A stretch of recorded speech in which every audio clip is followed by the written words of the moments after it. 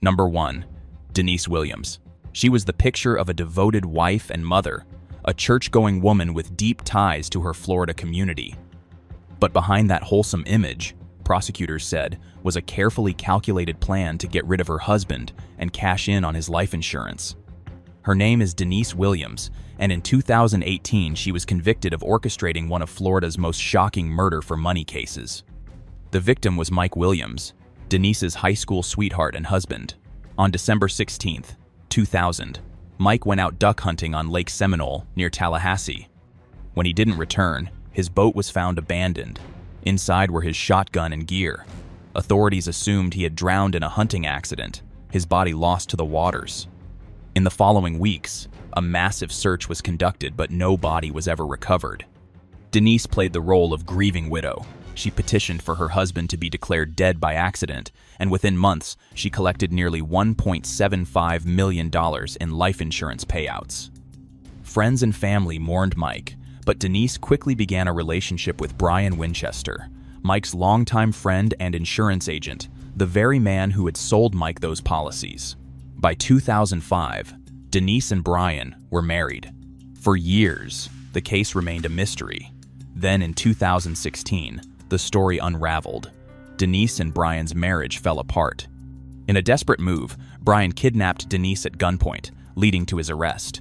Facing charges, he struck a deal with prosecutors. He admitted what really happened to Mike Williams on that December morning in 2000. According to Winchester, there was never an accident. The trip to Lake Seminole had been a setup. He testified that he pushed Mike into the water, expecting him to drown. When Mike struggled to stay afloat in his waders, Brian shot him in the head at Denise's urging. Together, they had plotted the murder so she could claim the insurance money, and so they could be together. In December 2017, Denise Williams was arrested and charged with first-degree murder, conspiracy to commit murder, and accessory after the fact. Her trial drew national attention. Prosecutors argued she had been the mastermind, pointing to her swift collection of the insurance money, her secret affair with Winchester, and her cold detachment in the years after Mike's disappearance. Denise maintained her innocence, claiming Brian had acted alone, but the jury believed Winchester's testimony. In December 2018, she was convicted on all counts and sentenced to life in prison without parole for murder, plus additional years for conspiracy and accessory charges. For nearly 2 decades, Mike Williams' disappearance had been a mystery whispered about in Tallahassee until the truth came out. A wife, her lover, and an insurance policy worth millions. Denise Williams is now serving her life sentence at a Florida women's prison, her name forever tied to the betrayal and killing of the man who trusted her most. Number 2. Susan Wright. She was the young Texas mother who claimed she had been a victim of abuse. Prosecutors said she was a cold-blooded killer who stabbed her husband almost 200 times for money. Her name is Susan Wright, and her trial became one of the most sensational in Houston's history. Susan was born in 1976, and by her mid-20s, she was married to Jeff Wright, a 24-year-old aspiring boxer and father of their 2 young children. Outwardly, the couple seemed normal, a working-class family in Houston, but inside their home, arguments and accusations of abuse were common. Susan later claimed Jeff was violent, both physically and sexually, and that years of mistreatment drove her to the breaking point. On the night of January 13, 2003, everything erupted. While their children slept in another room, Susan tied Jeff to their bed with neckties and ropes. What happened next shocked even veteran investigators. Susan stabbed her husband 193 times with a kitchen knife, striking his chest, his head, and his neck until he was dead. She then tried to clean the scene, painting over the bedroom walls to hide the blood, and buried Jeff's body in a shallow grave in their backyard. At first, Susan tried to maintain the appearance of a grieving wife, but within days, police received a tip from her family, who suspected something was wrong. Detectives searched the Wright home and quickly uncovered the grave in the yard. Inside was Jeff's body, bearing the horrific wounds of the attack. Susan Wright was arrested and charged with first-degree murder. Her trial in 2004 became a media sensation. Prosecutors painted Susan as manipulative and money-driven, saying she killed Jeff to cash in on his life insurance and to free herself for a new life. In a dramatic courtroom demonstration, the prosecution even recreated the crime by tying an actor to a bed and simulating the stabbing to show the jury how brutal it was. Susan's defense told a different story. They argued she was a battered wife who snapped after years of abuse. Susan herself testified that Jeff had beaten and raped her, and that she had acted in fear for her life. The jury deliberated for just 5.5 hours. They rejected the self-defense claim and found Susan Wright guilty of murder. She was sentenced to 25 years in prison.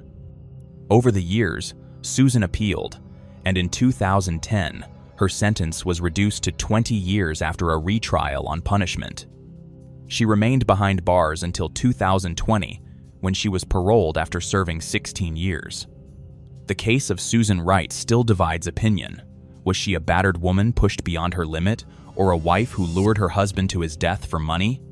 What is certain is that Jeff Wright's murder remains one of the most brutal and infamous spousal killings in Texas history. Number 3, Frances Newton. She was a Texas mother convicted of murdering her entire family for money. Supporters claimed she was innocent, but prosecutors insisted she had planned the killings to collect life insurance. Her name is Frances Newton, and in 2005, she became the third woman executed in Texas since the Civil War. The crime happened on the night of April 7, 1987, in Northwest Houston. Police were called to the apartment Frances shared with her husband, Adrian Newton, and their 21-month-old daughter, Farrah Elaine Newton. Inside, officers found a horrific scene. Adrian, age 23, had been shot once in the head. Farrah had been shot through the chest. In another room, Frances's cousin, Terresa Johnson, age 21, was also found dead from a gunshot wound. At first, Frances told police she had returned home from visiting a relative and discovered the bodies, but investigators quickly grew suspicious. Just weeks earlier, Frances had taken out life insurance policies on Adrian, Farrah, and herself, totaling $100,000. Police also discovered that the murder weapon, a .25 caliber pistol, had been borrowed by Frances from her boyfriend and then hidden at her parents' home after the shootings.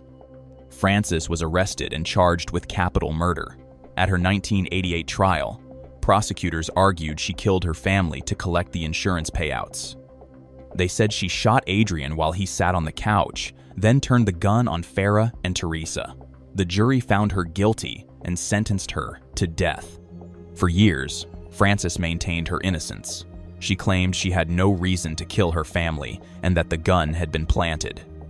Supporters pointed to what they said were problems in the investigation, questions about ballistics, possible contamination of evidence, and whether another man, a drug dealer Adrian reportedly owed money to, could have been responsible.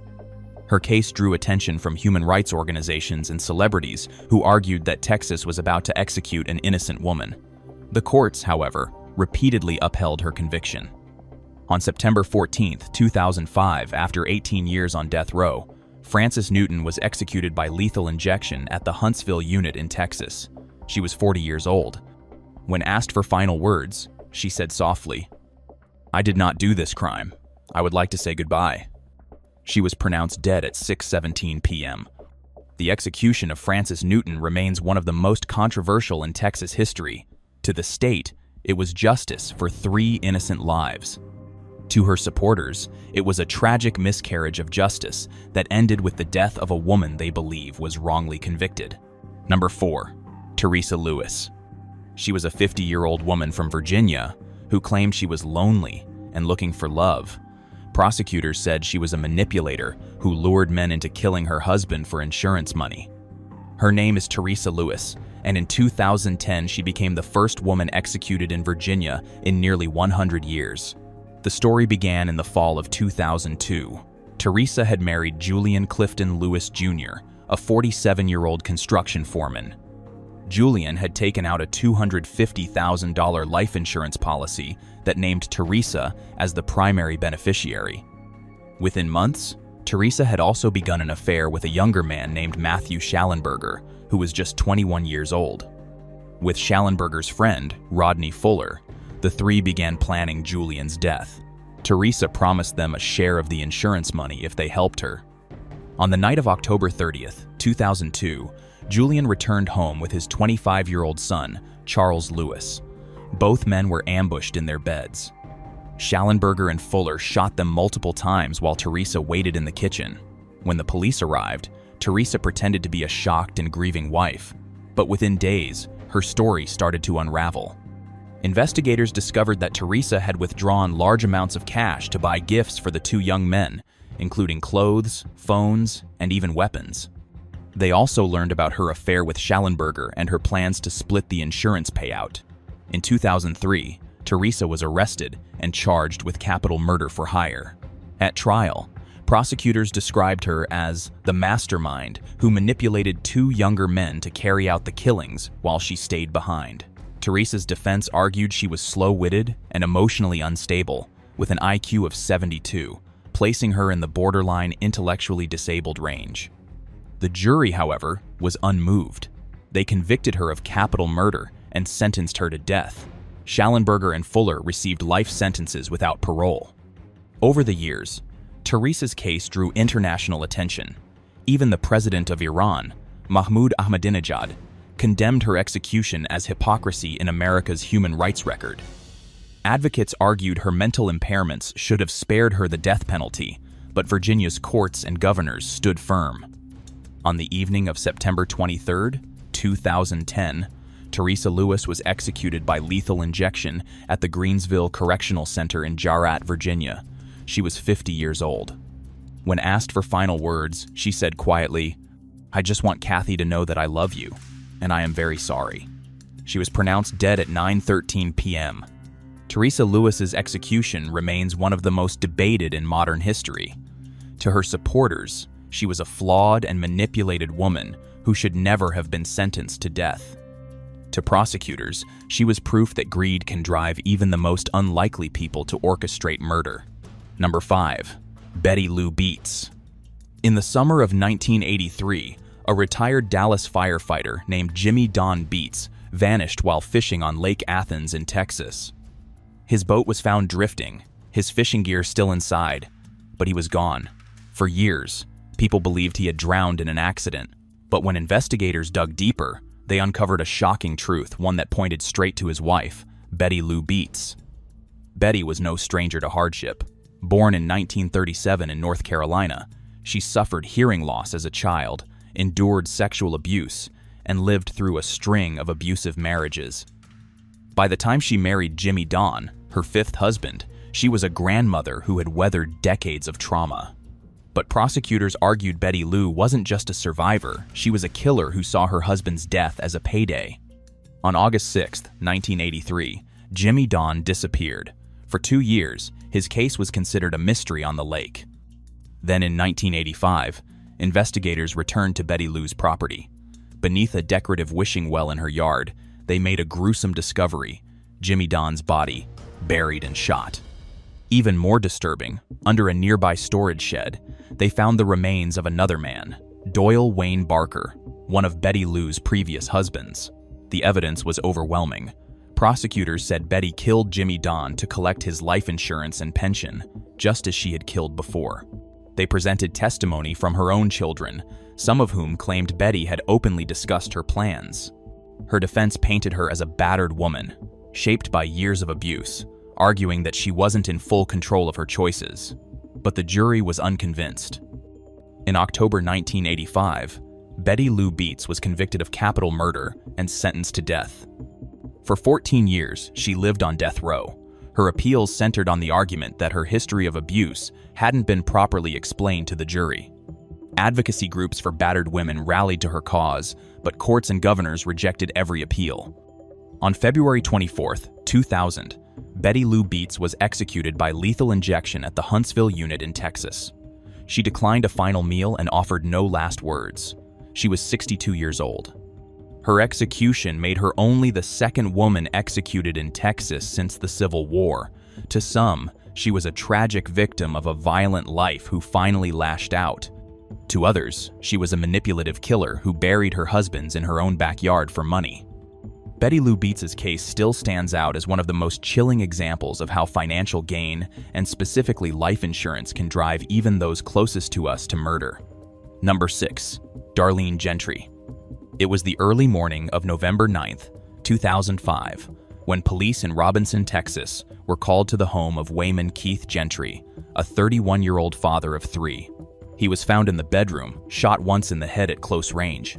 At first, it looked like a home invasion gone wrong, but detectives soon noticed that valuables were untouched and several guns had been neatly stacked by the door. Something about the scene didn't add up. Darlene was a nurse, a mother, and by all outward appearances, a loving wife. But prosecutors would later show another side. Just weeks before Keith's death, she had taken out life insurance policies totaling about $750,000 on him. Investigators began digging into her story, and the pieces quickly fell into place. She had purchased cleaning supplies and even attempted to build a homemade silencer, but the most incriminating evidence came while she was out on bond.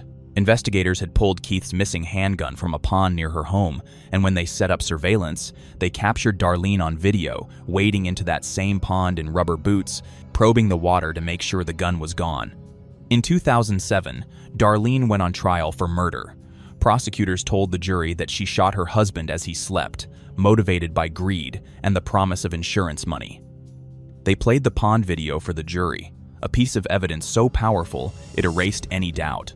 After only a few hours of deliberation, Darlene Gentry was found guilty of murder and sentenced to 60 years in prison.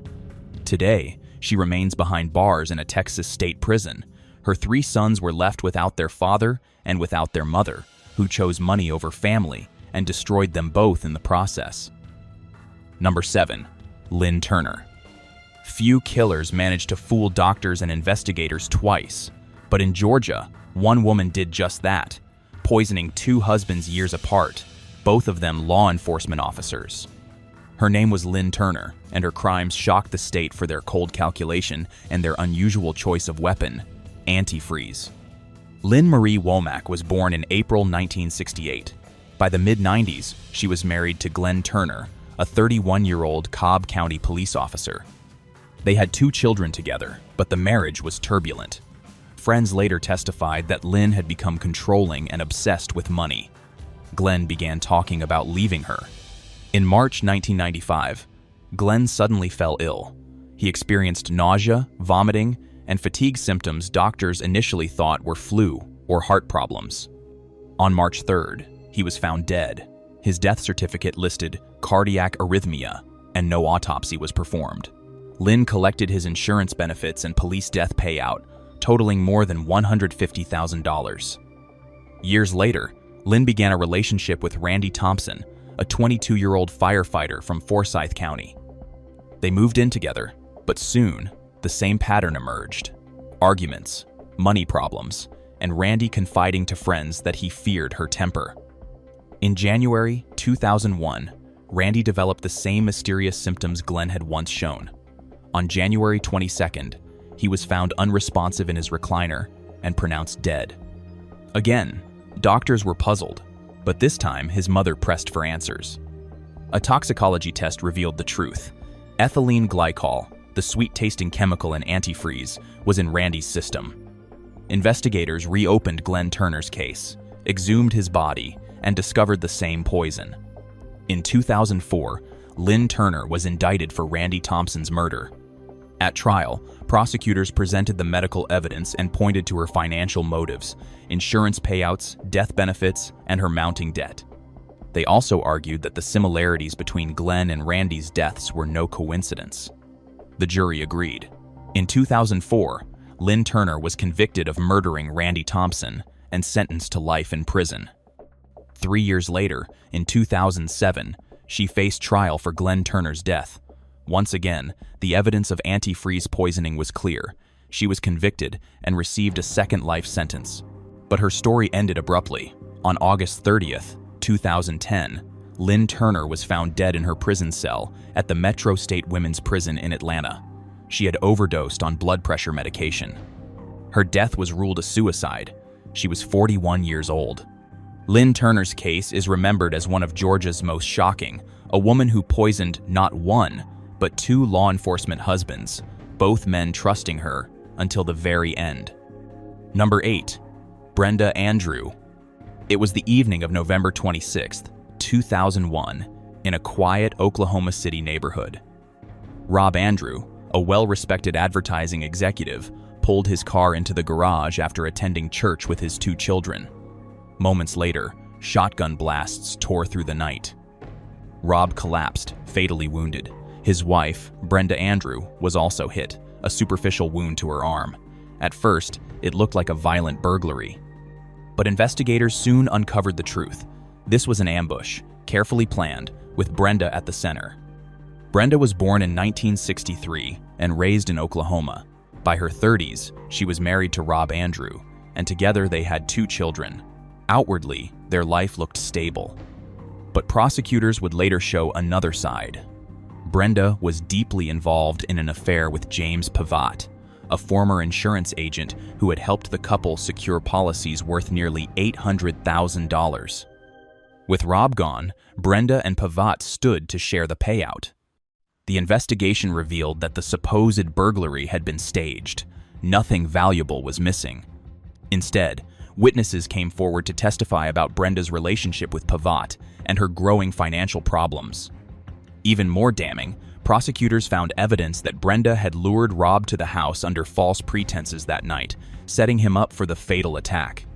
After the murder, Brenda and Pavat fled to Mexico with her children, living under assumed names. Their capture only fueled the media firestorm around the case. In 2004, Brenda went on trial for Rob Andrews' murder. The prosecution portrayed her as manipulative and cold, willing to kill her husband for money and passion.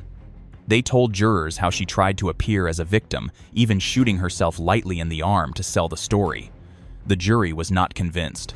Brenda Andrew was found guilty of first-degree murder and conspiracy. She was sentenced to death, becoming the only woman on Oklahoma's death row. Her lover, James Pavat, received the same sentence. To this day, Brenda Andrew continues to appeal her conviction from prison. Supporters argue she deserves another look, while victims' advocates insist the evidence speaks for itself. Her case remains one of Oklahoma's most infamous. A mother and wife who turned her own garage into a murder scene, sacrificing her husband for insurance money and the promise of forbidden love. Number 9. Uloma Walker Curry.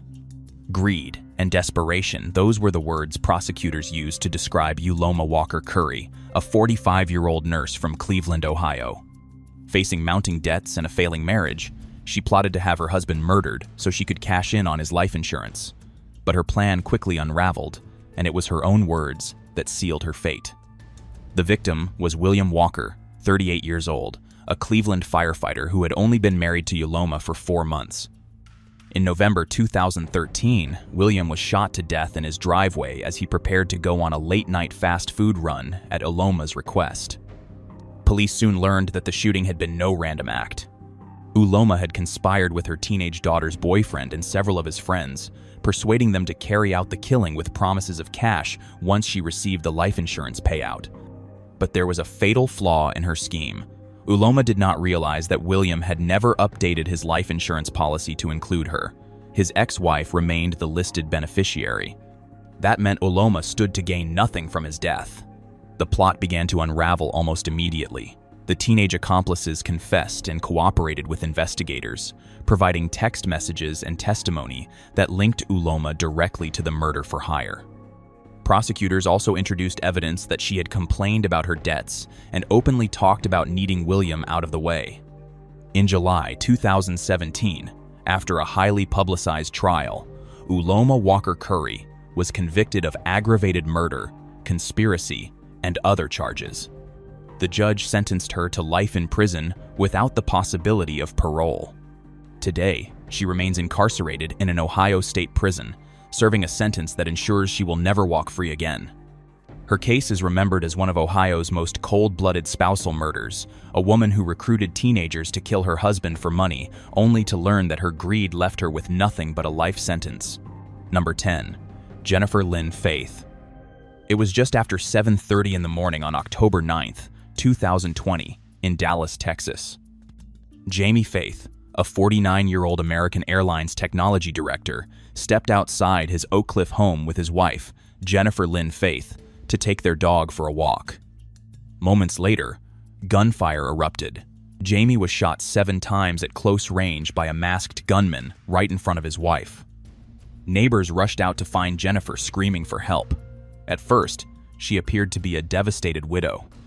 But within weeks, investigators uncovered a story of deception, greed, and betrayal with Jennifer at the center. Detectives traced the crime to Darren Lopez, a Tennessee man who had been Jennifer's high school sweetheart decades earlier. The two had reconnected online during the COVID-19 pandemic, and Jennifer began feeding him a steady stream of lies. She told Lopez that Jamie was violent and abusive, that she was trapped, and that she needed saving. In reality, Jamie was described by friends and co-workers as gentle and kind. Jennifer manipulated Lopez into becoming her killer. Phone records, emails, and text messages revealed she had begged him to come to Texas, stage an attack, and remove Jamie from her life. At the same time, prosecutors said Jennifer stood to benefit from nearly $629,000 in life insurance policies taken out on her husband. The investigation moved quickly. Surveillance cameras captured Lopez's black pickup truck near the crime scene. Bank records showed Jennifer had transferred thousands of dollars to him before and after the murder. She even used her work email to coordinate parts of the plan, assuming no one would suspect her.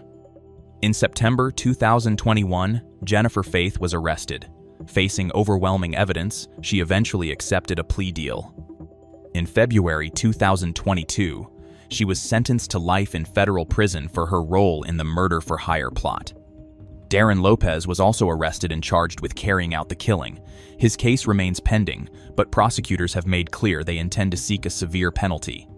The murder of Jamie Faith stunned Dallas not just for its brutality, but for the betrayal behind it. A wife who pretended to be grieving on television interviews while secretly orchestrating her husband's execution for money and an old flame. Jennifer Faith's name is now etched into the long list of Black Widow cases, women who turned marriage into murder, sacrificing love and family for greed. Number 11. Monica Sementilli. In Los Angeles, murders tied to the entertainment industry always draw headlines, but this case was different. The victim wasn't a movie star or a singer, he was Fabio Sementilli, a 50-year-old celebrity hairstylist who worked with A-list clients and served as an executive for Wella, one of the biggest names in beauty. His death shocked Hollywood, and the woman accused of orchestrating it was his wife, Monica Sementilli. On January 23, 2017, Fabio was found stabbed to death on the patio of his Woodland Hills home. At first, police believed it was a robbery gone wrong. His Porsche had been stolen, and the house showed signs of disturbance, but detectives quickly began to suspect that the crime scene had been staged. The truth came out over time. Investigators discovered that Fabio's wife, Monica, had been having an affair with a man named Robert Baker. Together, the two had plotted Fabio's death. The motive? A $1.6 million life insurance policy. Detectives pieced together evidence from surveillance footage, cell phone records, and financial documents. They alleged that Monica and Baker had planned the murder carefully, using the stolen Porsche as a cover story for a supposed burglary. For years, the case moved slowly through the California courts. Monica maintained her innocence, while Baker awaited trial as her alleged accomplice. But in 2025, Monica Sementilli was convicted of orchestrating her husband's murder. Prosecutors called it a classic Black Widow case, a wife who killed for money and a lover. Her sentencing brought closure to Fabio's family, friends, and the hairstyling community, who had mourned him as a generous mentor and creative force. The Sementilli case stands out for its unusual mix of Hollywood glamour and brutal betrayal. A man who built his reputation making others look beautiful was struck down in his own backyard, all because of greed, infidelity, and the promise of insurance money. Number 12. Barbara Pasa. On the night of May 5th, 2018, a fire tore through a home in Centerville, Iowa. Inside, firefighters discovered the body of Tim Pasa, 50 years old, lying in bed. His wife, Barbara Pasa, a local nurse, had escaped unharmed. At first, it looked like a tragic accident, a house fire that claimed a husband's life. But investigators quickly realized that the blaze was no accident. An autopsy revealed something chilling. Tim had no smoke in his lungs. He had died before the fire even started. The flames were a cover-up. Detectives soon learned that Barbara had recently taken out a $200,000 life insurance policy on her husband, and financial records showed she was struggling with debt. Arson investigators found traces of accelerants in the bedroom where Tim's body was discovered. They also uncovered evidence that Barbara had given conflicting statements about the night of the fire. Witnesses testified that she had been researching insurance benefits and had even spoken about her financial problems in the weeks before her husband's death. In June 2019, Barbara was arrested and charged with first-degree murder and arson. At trial, prosecutors argued she had drugged or incapacitated Tim, set the fire to make it look like an accident, and stood to gain financially once the insurance payout came through. The defense countered that Barbara was a grieving widow being unfairly targeted, but the evidence told another story. In October 2019, a jury found Barbara Pasa guilty. She was sentenced to life in prison without the possibility of parole. Today, Barbara sits in an Iowa women's prison, serving a life sentence. Her case stands as a reminder of how far greed can push someone, a wife who betrayed her husband in the most brutal way, trading his life for a policy worth $200,000. Number 13. Curry Richens. Money, power, and control. That's how prosecutors describe the motive in one of Utah's most shocking recent cases. At the center is Curry Darden Richens, a real estate agent and mother of 3, accused of poisoning her husband to collect millions in life insurance. On the night of March 3, 2022, Curry and her husband, Eric Eugene Richens, celebrated the closing of a new home she had purchased for her business. She later told investigators they shared a Moscow Mule cocktail before bed. In the early hours of March 4th, she dialed 911, saying Eric was cold and unresponsive. Paramedics found him on the bedroom floor, and he was pronounced dead at 3:31 a.m. An autopsy revealed he had ingested a dose of fentanyl 5 times the lethal limit. Medical experts noted the fentanyl was not pharmaceutical grade, but illicit, and that it had been ingested orally. Eric was just 39 years old. The investigation that followed uncovered a troubling financial backdrop. Between 2015 and 2017, prosecutors say Curry had quietly taken out at least 4 life insurance policies on Eric, with combined death benefits totaling nearly $1,947,000.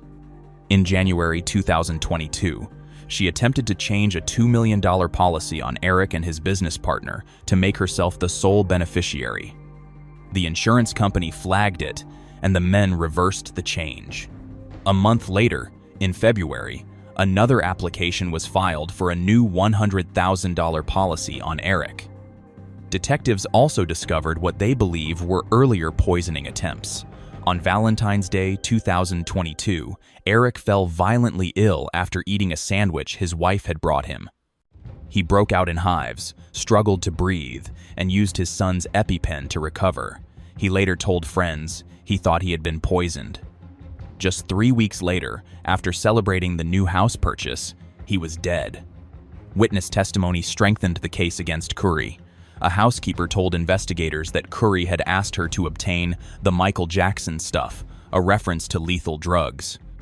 The housekeeper described arranging fentanyl purchases for Curry in February and March of that year.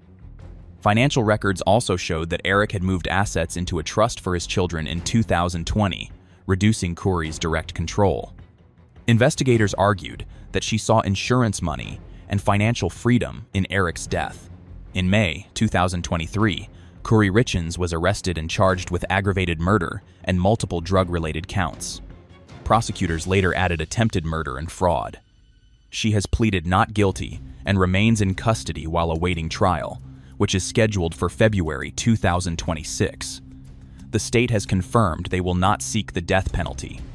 The case drew worldwide attention because, 1 year after Eric's death, Curry published a children's book titled Are You With Me?, designed to help children process grief. To prosecutors, the book was not a comfort, but a chilling move, capitalizing on the very loss she is accused of causing. Eric Richens was remembered in his obituary as a devoted father, a son, and a friend. Born on May 13, 1982, his life was cut short at 39 years old. His family has since spoken publicly, saying their priority is to protect his 3 young sons and preserve his memory. Khoury's fate will be decided in a courtroom, but to prosecutors, the picture is already clear. A celebration drink turned into poison, and a marriage ended in betrayal. Driven by greed and the lure of life insurance. Number 14. Karina Cooper. It was a calm June night in 2021 when shots rang out in the home Karina Cooper shared with her husband. Ryan Cooper, 42 years old, lay in a recliner, shot twice in the face. Deputies found his body there, Karina sitting atop him, 3 of their children in the house. No gun was recovered at the scene, but a single .22 caliber shell casing was. Investigators would later say this wasn't a random killing, it was murder planned by the person who claimed to love him. Karina Sue Cooper, 48 at trial, ran a hair salon in Traer, Iowa. Prosecutors painted her life before the crime as outwardly normal: wife, mother, small business owner. But they revealed another side. Documents and testimony showed she and Huston Danker, a client lover, were communicating about starting a life together.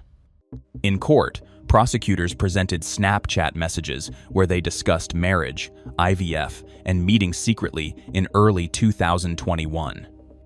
When Ryan was killed on June 18, 2021, Karina was arrested years later in February 2024. The prosecution's case hinged on a life insurance policy taken out years earlier. In December 2020, Karina received a payout of $514,882.21 from his life insurance, according to court filings and reporting. In court, deputies testified that the body was found in a recliner and that Karina had been interviewed in the house. She claimed she found him dead. But forensic evidence told a different story. Blood spatter, trajectories, and digital forensics placed Karina and Danker in coordinated message exchanges minutes before the fatal shots. Witnesses testified that the two had exchanged texts referencing "remember those shell casings" shortly before the shooting. In July 2025, a jury found Karina Cooper guilty of first-degree murder, and in September 2025, she was sentenced to life in prison without the possibility of parole. Iowa law mandates that punishment for first-degree murder is a life sentence. She will also pay over $165,000 in restitution. Ryan's estate, now led by his siblings, filed legal motions to claw back the life insurance funds using Iowa's Slayer statute, which prohibits a person who causes another's death from benefiting from their life insurance. The estate seeks to freeze or reclaim any remaining sums. Karina Cooper's case is now etched into Iowa's legal and crime history. A small-town salon owner who once appeared devoted turned into a defendant convicted of cold betrayal. The texts, the money, the secret meetings, they all mapped out a plot to kill the man she claimed to share a life with. Number 15. Kane Kijima. In Japan, death sentences for women are rare, and even rarer when a jury of lay citizens helps deliver the verdict. That is what makes the case of Kane Kijima so striking. Prosecutors said she hunted for love and money on konkatsu marriage sites, then turned romance into a weapon. By the time the investigation ended, 3 men were dead, each scene staged to look like suicide or a tragic accident, and Kijima stood convicted and sentenced to death. The first death that would later anchor the case was Takao Terada, a 53-year-old salaryman living in Omi, Tokyo. On January 30th, 2009, Terada was found dead at home. The cause was carbon monoxide poisoning from charcoal briquettes. In the days before he died, 17 million yen had moved from his account into Kijima's. No forced entry, no struggle, just a quiet room and a life ended by gas. 4 months later came Kenzo Ando, 80, in Noda, Chiba. On May 15, 2009, a fire gutted his house. Investigators would later tell the court that charcoal briquettes had been set to burn inside, turning the air itself into poison. After Ando's death, Kijima withdrew 1.9 million yen from his bank account, and stole paintings from the home valuable works tied to Ando's family. The flames hid the method, not the motive. The third case was Yoshiyuki Oide, 41. On August 6, 2009, he was found in a rental car parked in a Saitama lot, a charcoal stove smoldering nearby. The door was shut. The windows sealed a common scene in staged suicides. Prosecutors said Kijima had posed as his future bride, taking about 4.7 million yen from him before he died. The pattern had become impossible to ignore. A woman, a promise of marriage, money moving into her hands, and then death by carbon monoxide. Police reopened earlier suspicious deaths, and fraud charges landed first. But the murder indictments followed, and in 2012, Kijima faced a lay judge trial that lasted about 100 days. There were no confessions. Instead, prosecutors built the case brick by brick: purchases of charcoal and sleeping pills, last sightings with each victim, and money flowing to Kijima. The defense argued suicide and accident. The court called it premeditated murder. The verdict was death. Appeals did not change the outcome. The Tokyo High Court upheld the sentence in 2014. In 2017, Japan's Supreme Court affirmed it, calling the killings intentional and extremely malicious, and noting the defendant showed no remorse. Kane Kijima remains on death row. One important clarification: unlike some Black Widow cases, the public record in Kijima's convictions does not show life insurance payouts. The financial gain came through bank transfers, withdrawals after death, and theft. If insurance played any role in related suspicions, it is not part of the 3 murder convictions that sent her to death row. Number 16. Helen Milner. It wasn't a detective who first broke the case open. It was a sister. In Christchurch, New Zealand, Leanne Cartier refused to accept that her brother, Phil Nisbet, had taken his own life. She gathered documents, messages, and the fragments of a marriage that had been coming apart. And when a coroner looked again, the story shifted from suicide to a calculated killing staged by a wife for money. Phil was 47 years old, a truck driver who worked long shifts and kept a small circle. On May 4th, 2009, he was found dead. At first, the explanation fit too neatly: a suicide note, an unhappy man, a tidy conclusion. But the people who knew Phil pushed back, and soon the science did too. Tests pointed to promethazine, an antihistamine sold as Phenergan. The Crown said Helen Milner drugged him to incapacity and may have finished the job by smothering him. Earlier in April, there had been 2 health crises that now looked like trial runs. Behind the scenes was money. Prosecutors told jurors Milner stood to gain $250,000 life insurance payout, and counting injury compensation, roughly $336,000 overall. They said she lied to police about the policy, and when that didn't move things fast enough, she tried something bolder, offering her son and his girlfriend a cut if they could find a $5,000 hitman. The girlfriend took the stand and repeated the offer in court. The suicide details also began to crumble. The note Milner produced was challenged as a forgery.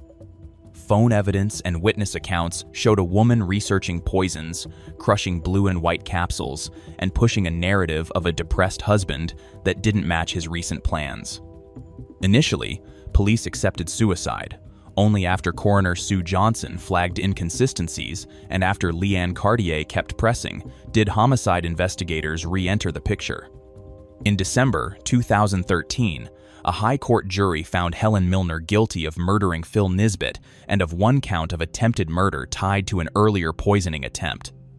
In February 2014, the judge imposed life imprisonment with a minimum non-parole period of 17 years, calling it a carefully planned killing for financial gain. Milner's appeals failed. The conviction and sentence stood. The image of a grieving widow dissolved under evidence. The drug purchases, the staged note, the money waiting on the other side of a death declared suicide. What remained was the picture of a man who didn't write that final message, a sister who would not let the file close, and a court that decided this was murder, carried out for money and disguised as despair.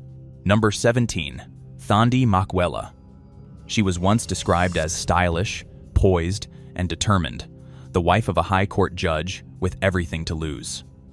But when Patrick Muela died in his Cape Town apartment, investigators would later argue that behind her composed exterior lay a plot born of betrayal, deception, and greed.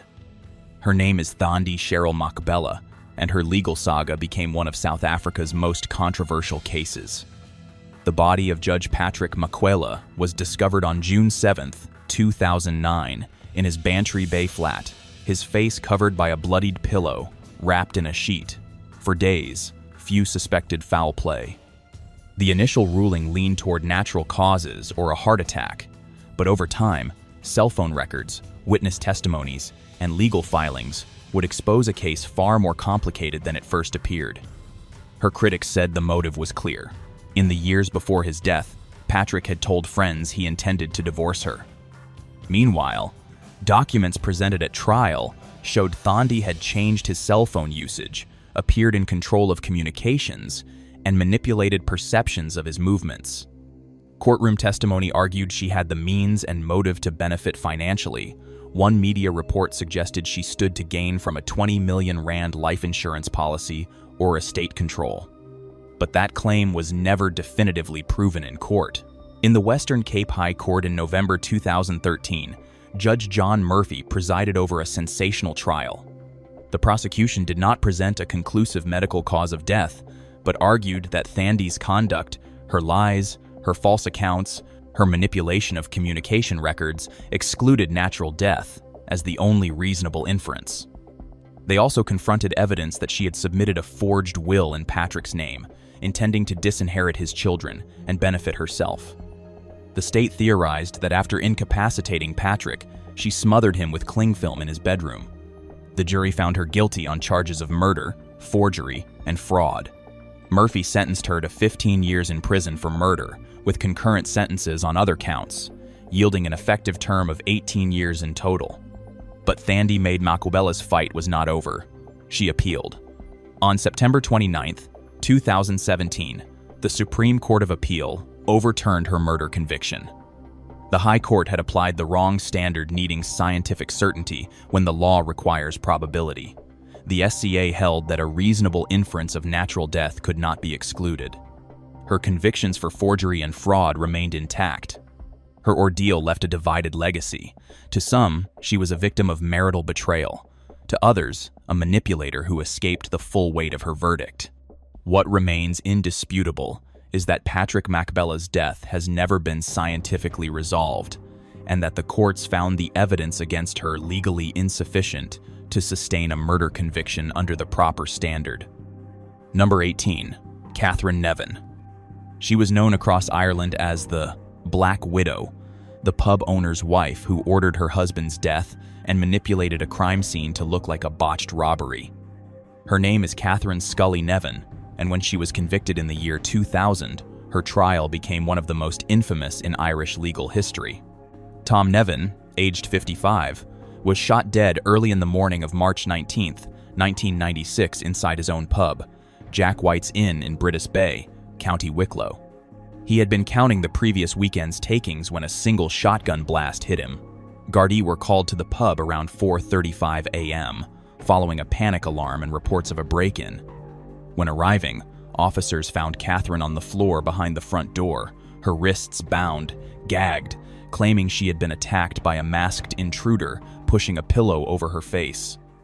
The scene was chaotic, doors ajar, jewelry strewn, and some cash missing, roughly 13,000 Irish pounds taken from the pub. The family car had vanished and was later found abandoned in Dublin. But that narrative didn't hold. Detectives found no signs of forced entry except the front door. None of the windows had been tampered with. No fingerprints other than Katherine's were on the jewelry box that had been emptied, and no thefts occurred upstairs. The layout didn't fit a robbery instead. It looked staged. She chose not to search for Tom or raise an alarm by phone, but instead hit the panic button at the front door. That raised suspicion. Investigators pieced together a darker motive: money and power. The Nevin couple owned the pub and real estate. Some reports say that 78,000 Irish pounds in insurance proceeds and 620,000 pounds from property were contested after Tom's death. Katherine's siblings later argued that some parts of the estate were improperly awarded. Katherine had a wholly different story. She claimed a gang had burst in, tied her up, demanded jewelry, forced her into the bedroom, bound her wrists with nylons, and fled. She blamed her husband's death on intruders. She also asserted that Tom was abusive, that he had threatened her, and that she couldn't have plotted such a crime. The trial opened in early 2000 at the Central Criminal Court in Dublin. Over the course of 61 days, the court heard from 170 witnesses. Katherine was also charged with soliciting 3 men in the years preceding the murder. Prosecutors argued she eagerly planned a contract killing. After 5 days of jury deliberation, Katherine Nevin was found guilty unanimously of murdering her husband and of the soliciting charges. She received life imprisonment, the mandatory sentence under Irish law. Additional sentences on solicitation counts were also handed down. Over the next years, Katherine appealed. She attempted to have her conviction declared a miscarriage of justice, including arguments over secret Garda files, inadequate disclosure, and that her trial had been influenced by media sensationalism. But courts repeatedly denied her claims. She remained in prison. In late 2017, Katherine Nevin was released on compassionate grounds after being diagnosed with a brain tumor. She died on February 19, 2018, aged 67. Katherine Nevin's name lives on in Irish true crime lore, a woman whose life of public influence turned into a sensational courtroom drama. She killed her husband, they said, in a staged robbery. She denied it to the end, even attempting to slander his character and accuse him of IRA affiliations. Her trial, with its cocktail of murder, conspiracy, power, and media frenzy, remains a template for Black Widow narratives in Ireland. Though the records don't clearly confirm a direct life insurance scheme as motive, the estate and financial fallout were deeply entangled with her conviction. The question of whether money alone drove her hand remains a shadow in her story, but the verdict remains. Number 19. Melissa Ann Shepard. They thought she was a blessing, a kind widow offering comfort and company to men who had already buried their wives. What they didn't know was that every man who let her in would lose more than love. Her name was Melissa Ann Shepard, but she went by many: Melissa Weeks, Melissa Friedrich, Melissa Stewart, the internet Black Widow. Her first husband, Gordon Stewart, was 44 when he met her in Halifax in the early 1990s. Within a year, he was dead. On April 13, 1991, Gordon was struck twice by a car near Halifax Airport. Toxicology showed he had high levels of benzodiazepines in his blood. Melissa told police she had been raped and drove over him by accident while fleeing in panic. Prosecutors said otherwise, that she drugged him, ran him down deliberately, and tried to pass it off as self-defense. In 1992, she was convicted of manslaughter and sentenced to 6 years. She served just 2 before parole. No record ever surfaced of a life insurance payout. The motive was about control and money in hand. By 2000, she had reinvented herself in the United States under another name. She married Robert Friedrich, a wealthy widower from Florida she met through a Christian dating site. 14 months later, he was dead. No charges were filed in his death, but his son sued her in civil court, recovering about $15,000 she had moved into her own accounts. Again, the pattern: an ailing husband, suspicious drugs, and missing money. In 2005, Shepard was in Florida again, living with another man she'd met online. He was repeatedly hospitalized, doctors finding sedatives in his system. This time, prosecutors had enough. She was convicted of grand theft, forgery, and using a forged document, serving 5 years in a Florida prison. Then she returned to Canada and struck again. In September 2012, she married Fred Weeks, a 75-year-old widower from Nova Scotia. On their honeymoon at a Cape Breton bed and breakfast, Fred collapsed. Police found sedatives lorazepam and temazepam in his system and in Melissa's purse. She was arrested for attempted murder. The charge was later reduced to administering a noxious substance and fraud, and she was sentenced to 3.5 years. When she was released in 2016, police across Canada issued a rare warning. Melissa Ann Shepard was a high-risk offender, likely to target older men online again. Within months, she breached her parole conditions by using the internet under a false name and found herself back in custody. Across 3 decades, she left a trail from Nova Scotia to Florida and back. Men drugged, defrauded, and in one case, killed. Unlike other Black Widows, she never used a weapon or a fire. Her weapon was trust built carefully through letters, phone calls, and wedding vows. Melissa Ann Shepard's story is a study in quiet manipulation. No gunfire, no violence in public view, just pills, forged signatures, and the kind of charm that convinced lonely men she was safety, not danger. They called her the Internet Black Widow, and by the time anyone realized why, she was already searching for the next man who believed in second chances. Number 20. Barbara Kogan. It was a clear Tuesday morning on the Upper East Side, October 23, 1990, when George Kogan, 49 years old, walked along East 69th Street, carrying groceries to the apartment of his girlfriend, Mary Louise Hawkins, a 29-year-old publicist he'd begun seeing after separating from his wife. A man in a green baseball cap stepped behind him and fired. George was hit 3 times and rushed to the hospital, where he died not long after. As police worked the scene, his estranged wife, Barbara Kogan, was not at the hospital. Prosecutors later said she called a stylist and had her hair done for $500 that same day. The investigation quickly found its center of gravity in the couple's bitter divorce. George, a successful antiques and art dealer who'd grown up in Puerto Rico before moving to New York, was in the process of dividing assets. Barbara had sought $5,000 per week in support. A judge had rejected that request. Detectives also learned she stood to benefit from substantial life insurance policies on George's life. Credible reporting places the total between $4 million and $4.3 million. For years, the case stalled. Then, nearly 18 years after the shooting, a break. Barbara's divorce lawyer, Manuel Martinez, was indicted and tried for arranging the hit. Prosecutors said Barbara and Martinez flew to Puerto Rico, borrowed $100,000, and used it to fund the contract killing. In 2008, a Manhattan jury convicted Martinez. He was sentenced to 25 years to life. The suspected triggerman was identified in court and in later accounts as Paul Tony Pro Prosano, but he was never charged in the Kogan murder. Barbara was arrested in 2008. In 2010, as part of a plea agreement, she admitted orchestrating the contract killing and pleaded guilty to manslaughter with related counts. She received 12 to 36 years in state prison. Even after sentencing, the financial trail lingered over the case. During a 2020 parole hearing, Barbara acknowledged that she had spent all of the insurance proceeds, the same multi-million-dollar payout cited in the original motive before her arrest. That fall, she was paroled after serving roughly 12 years. Hawkins, the girlfriend who watched George die outside her building, urged the board to deny release. The board granted it anyway. In court, prosecutors called it what it was: a murder for money, arranged by a spouse who preferred a payout to a settlement. In the years since, the case has been retold as a quintessential New York Black Widow story, not because of theatrics, but because the facts are plain.